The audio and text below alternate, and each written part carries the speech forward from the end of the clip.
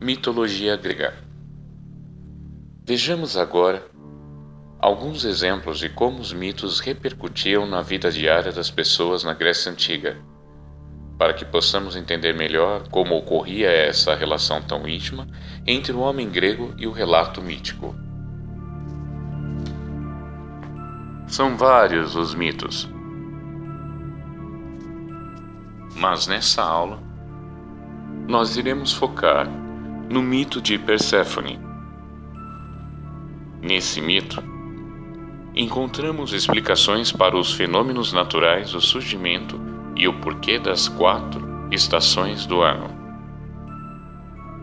Acompanhe a imagem.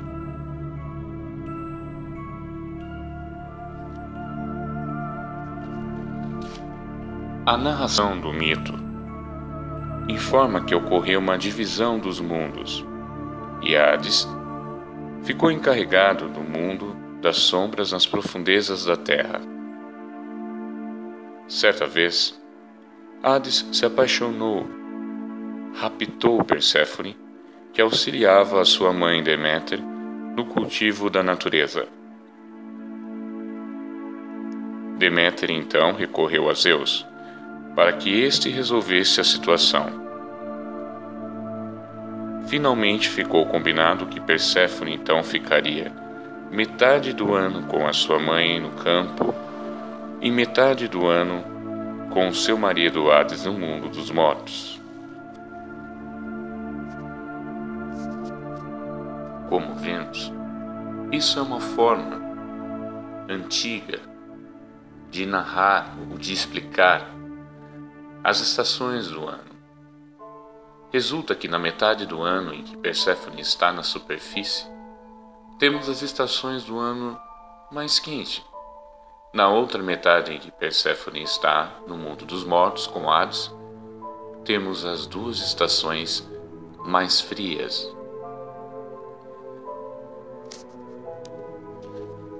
Concluímos com isso que o mito, novamente, recorre ao conto para as explicações dos fenômenos naturais. Vamos agora acompanhar uma outra narrativa mítica. Dessa vez, nós vamos tratar sobre os conjuntos de comportamentos que tornam a vida mais feliz e tranquila ou infeliz e sofrida. Vamos observar o mito de Narciso. O conto narra que Narciso era um jovem de extrema beleza que levava uma vida reservada a apenas um grupo de amigos que o admiravam, menosprezando as outras pessoas. Certo dia, chegou perto de um lago e, ao se deparar com a sua própria face refletida na água, passou a admirá-la sem que conseguisse desprender os olhos. Ficou assim imóvel, até que pouco a pouco perdeu a sua consciência e se transformou em uma planta, o Narciso. Bem, há muitas narrativas sobre Narciso, assim como também de Perséfone.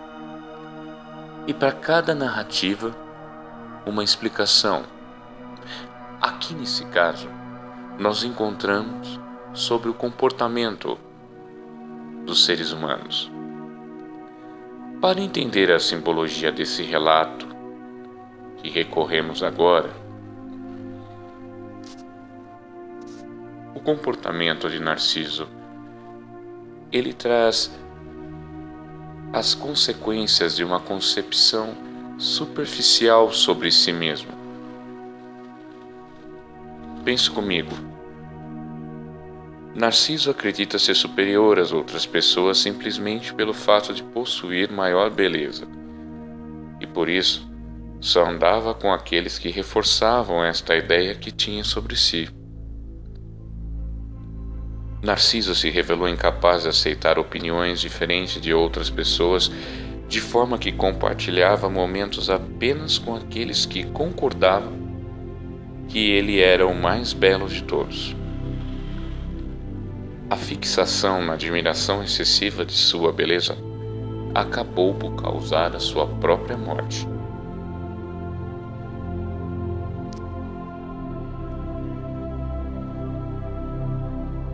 Como já dissemos, os mitos são registros orais que passam de geração a geração. Contudo, em um dado momento passaram a representar tanta força na formação do caráter grego que as principais histórias começaram a ser registradas. Os responsáveis por esses registros foram os grandes poetas gregos. Entre eles temos Homero e Hesíodo, que para muitos estudiosos podem ser considerados os verdadeiros fundadores da educação grega.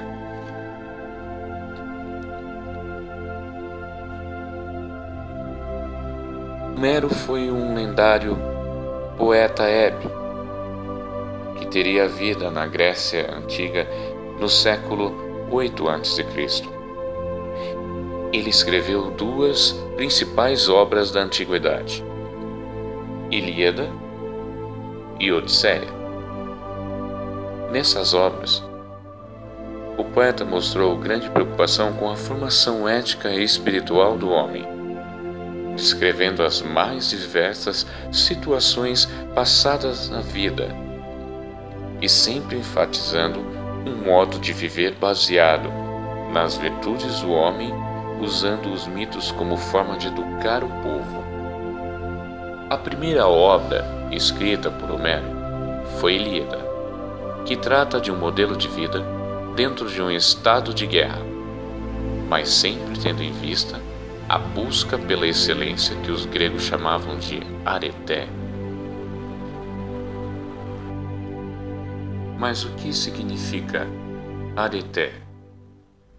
O termo em português que mais se aproxima é virtude, ou seja, o agir sempre buscando a perfeição e harmonia nas ações praticadas. Na obra Ilíada, a guerra é formada pelo fato de Paris, príncipe troiano, ter raptado a esposa de Menelau, monarca grego.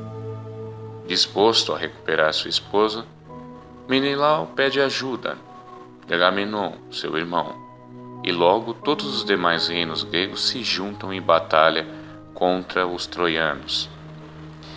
Nessa obra, surge a figura do herói, como aquele que supera seus limites e é capaz de atos grandiosos.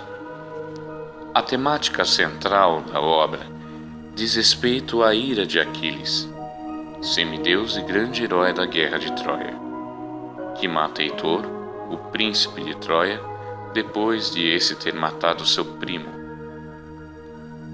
Aquiles era imortal, mas possuía um ponto vulnerável, o calcanhar, onde acabou atingido por uma flecha disparada por Paris.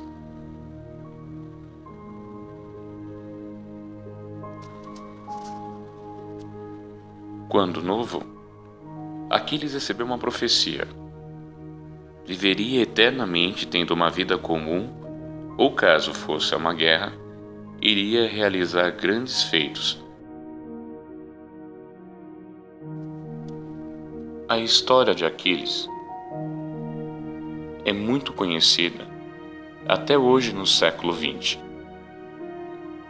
Ela é utilizada em dramaturgia, em cenas de teatro.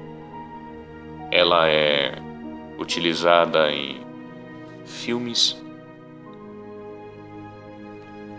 A história de Aquiles permite-nos compreender melhor a ideia de destino para os gregos, com a questão da responsabilidade de cada pessoa perante seu próprio destino. Vejamos, se Aquiles não fosse a guerra, iria viver eternamente, mas não faria nada de grandioso em sua vida.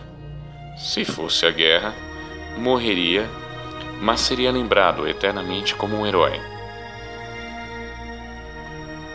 Outro fato importante nesta obra é a questão da imortalidade e a questão do destino para os gregos. Hoje sabemos que nós não temos um destino predeterminado devido à nossa condição histórica e econômica. Mas o que a obra reforça no sentido filosófico, que ao mesmo tempo também temos a possibilidade de escolher que caminho iremos seguir dentro desta condição que nos foi dada. E para cada escolha, há sempre as responsabilidades